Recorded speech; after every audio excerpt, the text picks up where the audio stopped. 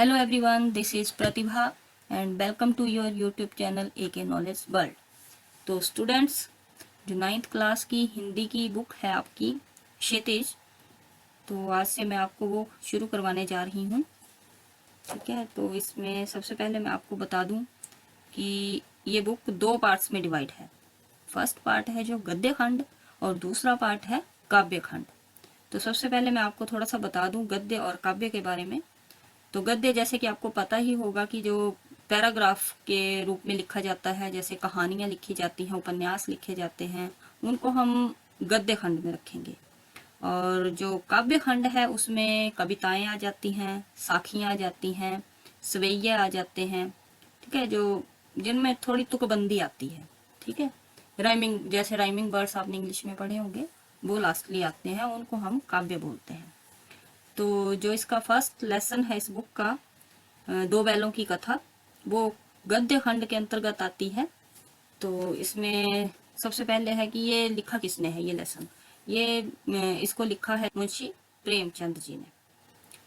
तो सबसे पहले मैं आपको मुंशी प्रेमचंद जी के बारे में थोड़ा सा बता दूं।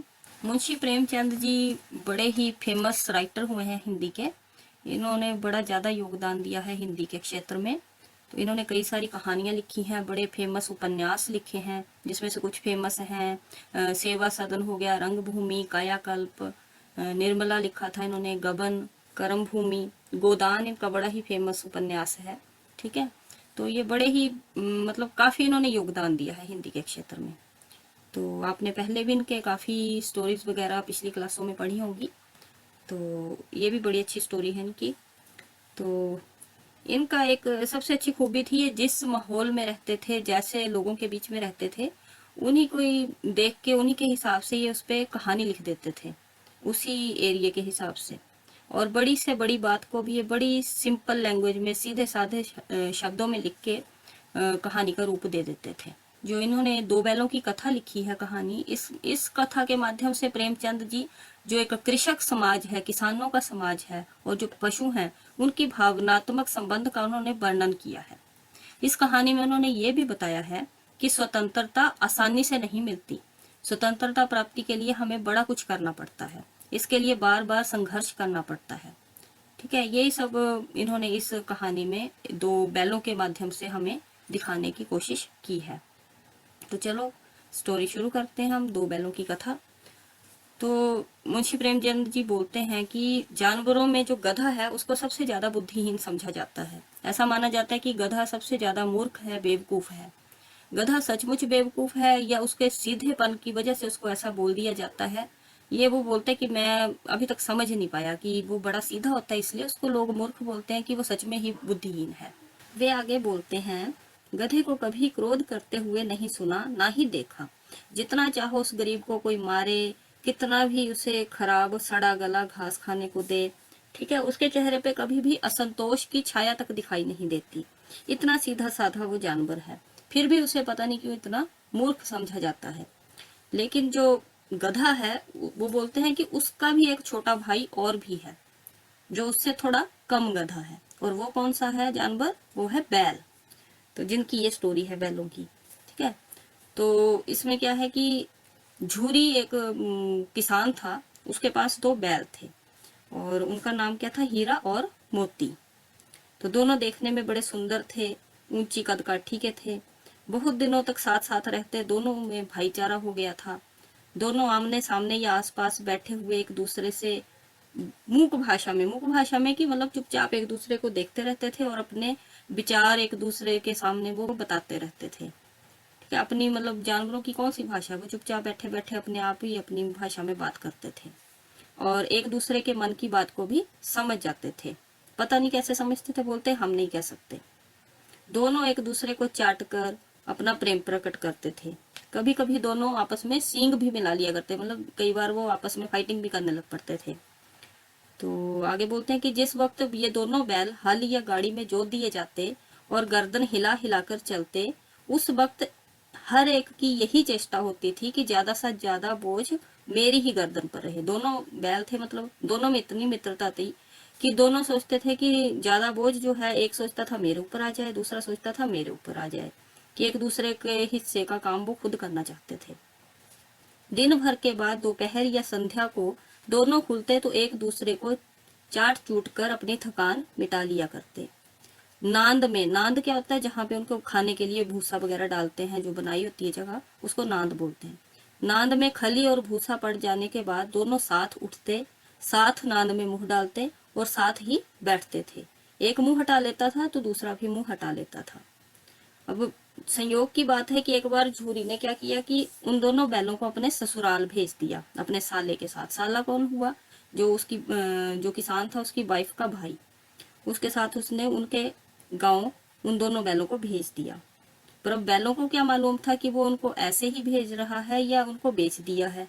उन्होंने सोचा मालिक ने हमें बेच दिया। अपना यूं बेचा जाना उन्हें अच्छा ना लगा। ठीक है। पर झूरी के साले गया को घर तक गोई ले जाने में दांतों पसीना आ गया। जब उसका साला जो गया था, झूरी का साला, वो जब उनको अपने गांव ले जा रहा था तो ले जाते उसकी बस हो गई। वो पीछे से हाँकता तो दोनों दाएं बाएं भागते, पकड़कर आगे से खींचता तो दोनों पीछे की ओर जाते, मारता तो दोनों सींग लेकर उसके पीछे आते। अगर ईश्वर ने उन्हें बाणी दी होती, यानी कि अगर उन बैलों को बोलना आता होता, तो झूरी से पूछते कि तुम हम गरीबों को क्यों निकाल रहे हो? हमने तो तुम्हारी सेवा करने में कोई कसर नहीं उठा रखी। हमने कभी दाने चारे की शिकायत नहीं की। तुमने जो कुछ खिलाया हम सिर झुकाकर खा लिया करते, फिर तुमने हमें क्यों इस जालिम के हाथों बेच दिया? ऐसे ही सोचते सोचते वो उसके साथ जा रहे थे। इतने में शाम हो गई। संध्या समय दोनों बैल अपने नए स्थान पर पहुंचे। दिन भर के भूखे थे, लेकिन जब नांद में लगाए गए तो एक ने भी उसमें मुंह न डाला। दिल भारी हो गया था उनका। जिससे उन्होंने अपना घर समझे रखा था, वह आज उनसे छूट गया। यह नया घर, नया गांव, नए आदमी उन्हें पराये से लग रहे थे। दोनों ने अपनी मूक भाषा में सलाह की, एक दूसरे को देखा और लेट गए। जब गांव में सोता पड़ गया यानी कि रात को जब सारे लोग सो गए, गांव के लोग, तो दोनों ने जोर लगाकर पहगे तुड़ा डाले। पगहे क्या हुए? जो पशुओं को बांधने की रस्सी होती है, मजबूत सी रस्सी, उसको उन्होंने तोड़ डाला। बड़े मजबूत थी वो रस्सी, पर उन्होंने उसको जोर लगाकर तोड़ दिया। इन दोनों ने इस समय दूनी शक्ति आ गई। उन दोनों ने इतने, मतलब इनमें इतनी ताकत आ गई थी अपने आप को वहां से छुड़ाने के लिए, कि उन्होंने उसको तोड़ दिया और एक एक झटके से रस्सी तोड़कर भागे वहां से। झूरी प्रातःकाल सोकर उठा तो देखा कि दोनों बैल चरनी पर खड़े हैं। दोनों बैल वापिस अपने घर झूरी के पास आ चुके थे। झूरी बैलों को देखकर खुश हो गया, दौड़कर उन्हें गले लगा लिया और घर और गांव के लड़के वहां पर इकट्ठे हो गए और जोर जोर से तालियां बजा बजा कर उनका स्वागत करने लगे। कोई अपने घर से रोटियां ले आया उनके लिए, कोई गुड़ ले आया, कोई चोकर, कोई भूसी। इस तरह सभी ने उनका स्वागत किया। एक बालक ने कहा, ऐसे बैल किसी के पास ना होंगे। दूसरे ने भी उसकी बात में समर्थन करते हुए कहा, इतनी दूर से दोनों अकेले चले आए। तीसरा बोला, बैल नहीं है, ये तो उस जन्म के आदमी हैं। झूरी की स्त्री ने जब उन बैलों को अपने द्वार पर खड़ा देखा तो वो तो गुस्से से जल उठी। बोली, कैसे नमक हराम बैल हैं कि एक दिन वहां काम ना किया भाग खड़े हुए।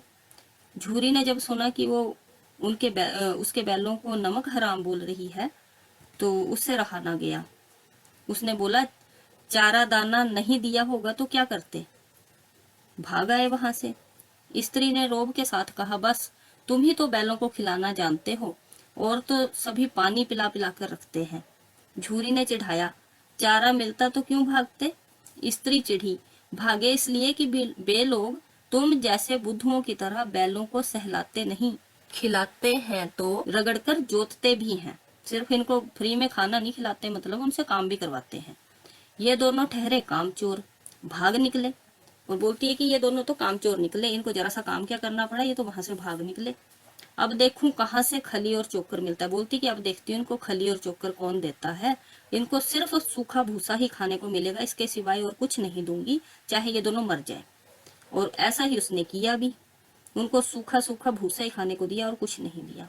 बैलों ने नांद में मुंह डाला तो फीका फीका, ना कोई चिकनाहट ना कोई रस। क्या खाएं? आशा भरी आंखों से द्वार की ओर देखने लगे कि शायद कुछ और आ जाए खाने के लिए।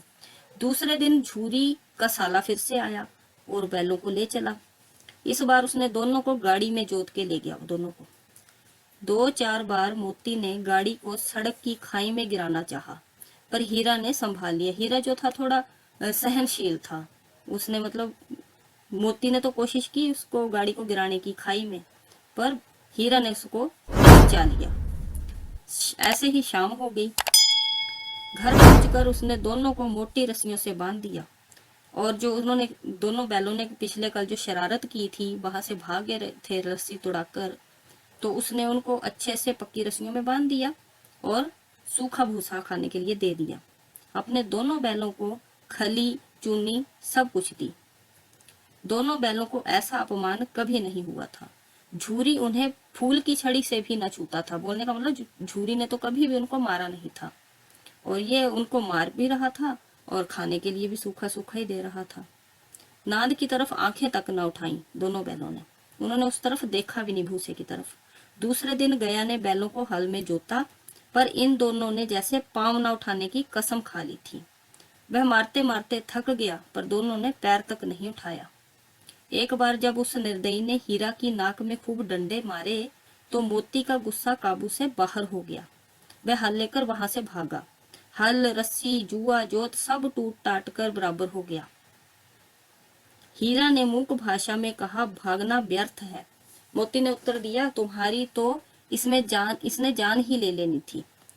अब की बड़ी मार पड़ेगी। पढ़ने दो, बैल का जन्म लिया है तो मार से कहाँ तक बचेंगे। आज गया ने फिर दोनों के सामने वही सूखा हुआ भूसा लाकर रख दिया। दोनों चुपचाप खड़े रहे। घर के लोग भोजन करने लगे। उस टाइम क्या हुआ कि एक छोटी सी लड़की 2 रोटियां लेकर निकली और दोनों के मुंह में एक एक रोटी देकर चली गई। उस एक रोटी से भी उनको इतनी शांति मिली, दोनों के दिल में ऐसे लगा कि दोनों को भोजन मिल गया, और उनको लगा कि यहाँ भी कोई सज्जन इंसान रहता है। उस लड़की की माँ मर चुकी थी। सौतेली माँ उसे मारती रहती थी, इसलिए दोनों बैलों को लगा कि ये भी हमारे जैसी ही है, इसको भी मार खानी पड़ती है और ये भी बड़ी बेचारी है।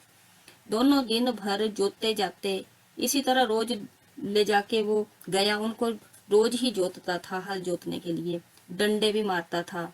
दोनों डंडे खाते, अड़ते, शाम को थान पर बांध दिए जाते थे और रात को वही बालिका आके उनको 2 रोटियां खिला देती थी। एक दिन मोती ने मूक भाषा में कहा, अब तो सहन नहीं किया जाता हीरा, क्या करना चाहते हो। हीरा ने पूछा, क्या करना चाहते हो। एक आध को सींगों पर उठाकर फेंक दूंगा, मोती ने कहा। लेकिन जानते हो, वह प्यारी लड़की जो हमें रोटियां खिलाती है उसी की लड़की है जिसको तुम उठा के फेंकने की बात कर रहे हो, तो यह बेचारी अनाथ ना हो जाएगी। तो वो बोलता कि ठीक है, फिर मैं मालकिन को फेंक देता हूँ, वही तो उस लड़की को भी मारती है। तो फिर वो बोलता, नहीं, औरत जात पर सींग चलाना मना है, ये क्यों भूल जाते हो। तुम तो किसी तरह निकलने ही नहीं देते, बताओ फिर क्या करें। तब वो बोलता कि तुम तो किसी तरीके से मान ही नहीं रहे हो, ना तुम मालिक को मारने को तैयार हो, ना मालकिन को मारने देते हो कि औरत है, तो ना ही कुछ और करने देते हो। तो चलो फिर एक ही रास्ता है कि हम यहाँ से रस्सी तोड़ाकर भाग चलते हैं। तो बोलता, ठीक है चलो, ये मैं मान लेता हूँ, पर ये है कि इतनी मोटी रस्सी टूटेगी कैसे।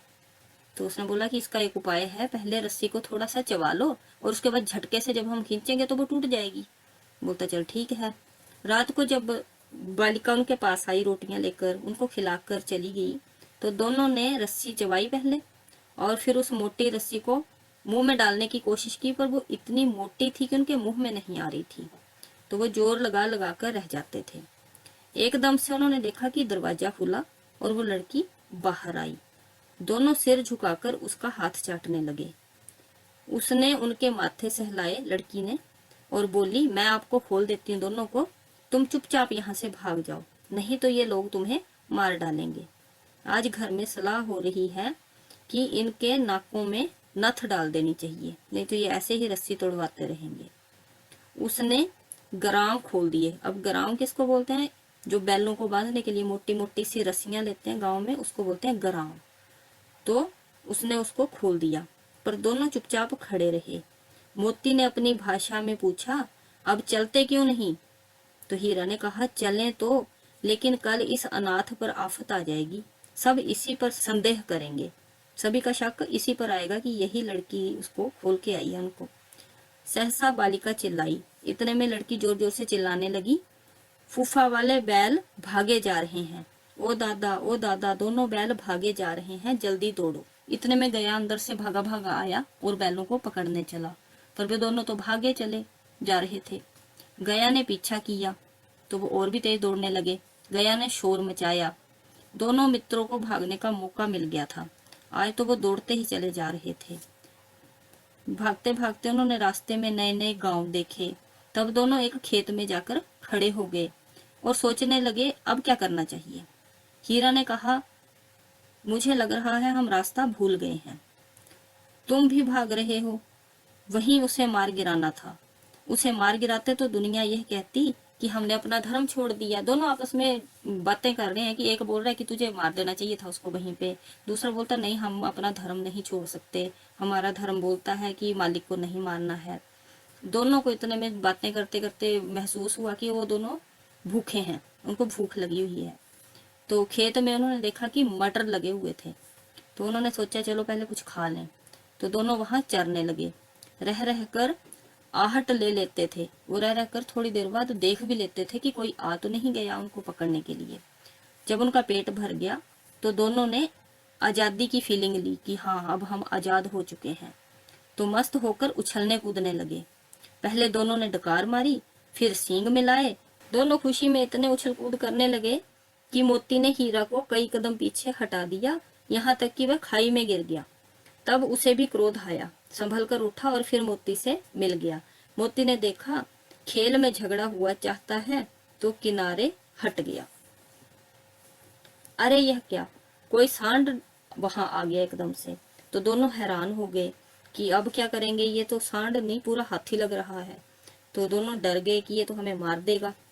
तो मोती ने मूक भाषा में कहा, अब तो बड़े बुरे फंस गए हम, आज जान नहीं बचेगी हमारी, सोचो कोई उपाय सोचो। हीरा ने थोड़ा चिंतित होकर कहा, अपने घमंड में भूला हुआ है कि वो बड़ा घमंडी है, पर बोलता कि हम दोनों अगर मिलकर उसका मुकाबला करें तो वो कुछ नहीं कर पाएगा। दोनों ने जल्दी से एक ही उपाय निकाला कि बस अब तो दोनों को मिलकर इसका मुकाबला करना होगा। मैं आगे से खदेड़ता हूँ, तुम पीछे से खदेड़ो, दोहरी मार पड़ेगी तो भाग खड़ा होगा। मेरी ओर झपटे तो तुम पीछे से पेट में सींग घुसेड़ देना। जान जोखिम है पर दूसरा उपाय नहीं है। दोनों मित्र जान हथेलियों पर लेकर लपके। सांड वैसे तो सभी को लड़ने में बड़ा वो माहिर था, पर दो शत्रु जब मिलकर उस पर अटैक करें तो उसके उनसे लड़ने का तजुर्बा उसके पास भी नहीं था। वह तो एक शत्रु से ही लड़ने का आदी था। जो ही हीरा पर झपटा, मोती ने पीछे से मारा। सांड उसकी तरफ मुड़ा तो हीरा ने उसको मारा। सांड चाहता था कि एक एक करके दोनों को गिरा ले, पर ये दोनों तो उस्ताद थे, उसे मौका ही नहीं देते थे। एक बार सांड झल्लाकर हीरा का अंत कर देने के लिए चला कि मोती ने बगल से आकर पेट में सींग भोंक डाला। सांड क्रोध में आकर पीछे फिरा तो हीरा ने दूसरे तरफ से सींग चुभा दिया। आखिर बेचारा जख्मी होकर वहां से भाग गया। दोनों मित्रों ने उसका बड़ी दूर तक पीछा किया, यहाँ तक कि सांड बेदम होकर गिर पड़ा। तब दोनों ने उसे छोड़ दिया। दोनों मित्र मतलब जो जीत उन्होंने हासिल की थी उसके नशे में झूमते चले जा रहे थे। फिर हीरा ने पूछा कि अब घर कैसे पहुंचेंगे ये सोचो। तो मोती बोलता पहले कुछ खा लें फिर सोचते हैं कि क्या करना है। सामने मटर का खेत था, मोती उसमें घुस गया। हीरा मना करता रहा पर उसने एक न सुनी। अभी 2-4 ग्रास ही खाए होंगे कि 2 आदमी लाठियां लिए दौड़ते हुए उनके पास आ गए। दोनों मित्रों को उसने घेर लिया और हीरा निकल भागा वहां से। लेकिन मोती से भागा नहीं गया क्योंकि वो गीले खेत में चला गया था। उसके खुर कीचड़ में धंसने लगे, उससे भागा ना जा सका, उसको पकड़ लिया गया।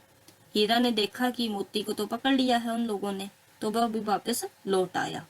उसने सोचा फंसेंगे तो दोनों फंसेंगे। रखवालों ने उसे भी पकड़ लिया।